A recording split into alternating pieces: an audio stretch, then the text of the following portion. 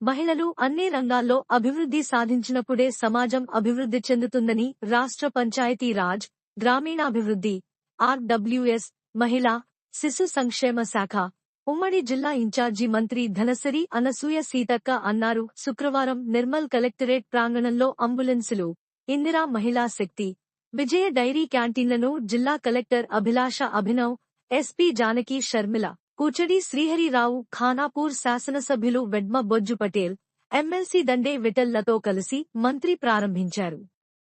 అనంతరం సమావేశం మందిరంలో అధికారులతో జిల్లా అభివృద్ధిపై మంత్రి సమీక్షించారు.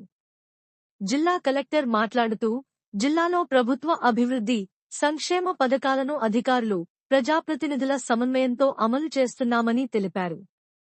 ఇందిరమ్మ ఇండ్ల కోసం జిల్లాలో 1,93,000 దరఖాస్తులు వచ్చాయని, సమర్థవంతంగా సర్వే పూర్తి చేయడానికి చర్యలు తీసుకుంటున్నామని తెలిపారు. 57 సంక్షేమ వసతి గృహాలలో బాలశక్తి కార్యక్రమాన్ని అమలు చేస్తున్నామని, 30,000 విద్యార్థులకు పౌష్టికారం, వైద్య చికిత్సలతో పాటు ఆర్థిక అక్షరాస్యతపై అవగాహన కార్యక్రమాలు నిర్వహిస్తున్నామని తెలిపారు. ఈ సందర్భంగా మంత్రి మాట్లాడుతూ, మహిళలు అభివృద్ధి చెందినప్పుడే సమాజం అభివృద్ధి సాధిస్తుందని అన్నారు. మహిళా సాధికారతే లక్ష్యంగా ప్రభుత్వం పనిచేస్తుందని తెలిపారు.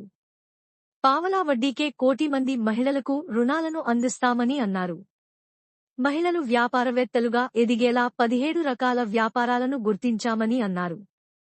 అభివృద్ధిలో మహిళలు భాగస్వాములు కావాలని కోరారు.